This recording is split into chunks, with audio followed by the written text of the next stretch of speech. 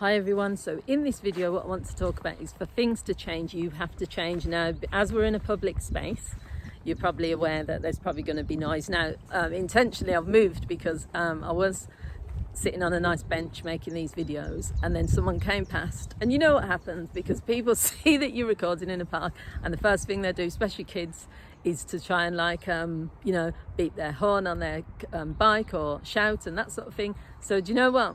As I've said, it's a public space, so there is going to probably be a bit of noise. But what I want to talk about in this video, I've just made a live stream about this on my Facebook page. For things to change, you have to change. So lots of people are waiting for the situation to change, for the government to change, for their partner to change. They're waiting for everyone and everything to change in order for things to improve. And all I'm here to say to you as a coach, as a counsellor, and also from my personal experience, is that for things to change, you have to set change. Now you have to, if you're more interested in this, then you can go on YouTube and check out Jim Rohn. So it's spelled R-O-H-N. Jim Rohn is he was a motivational speaker. I've done quite a lot of videos as well about him. And he talks about this concept of working on yourself, working on your personal development, empowering yourself so that you can get to a point where you are not waiting for other people or for situations to improve. You're taking control of that, because really in life, all we really have is free decisions. We can either accept something, we can change something, or we can walk away from it. So whether that's your job, whether it's in relationships, which comes up quite a lot for me when I'm working with couples or working with individuals as a counsellor, the majority of the time they'll be saying, well, if my partner did A, B and C, then everything would be fine. I'm going to try and get a bit more, the light's really bad. If my partner did A, B and C, then everything would be fine, our relationship would be perfect, I'd be happy.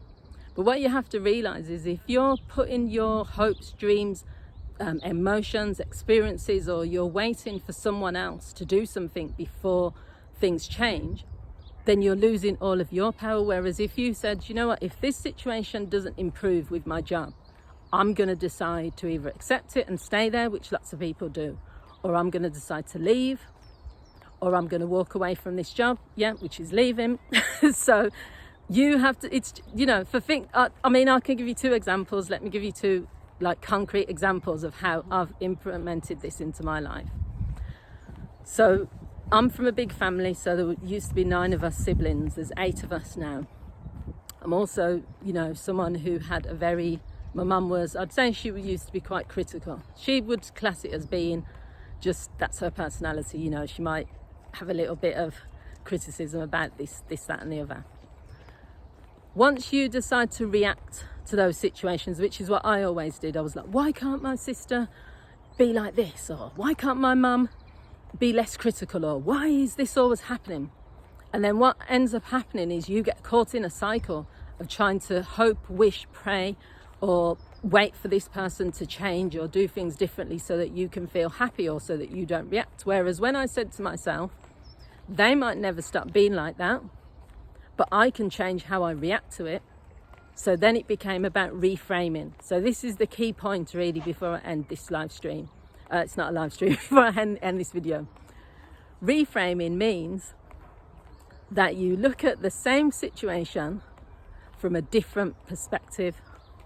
So everything that happens, rather than you looking at it as being, this person needs to change, this situation needs to change, this thing needs to be different, the government needs to, I need to wait till this happens or wait till this happens. You stop doing all of that and you just make a decision that you're going to take control of the situation and you're just going to look at what you can change.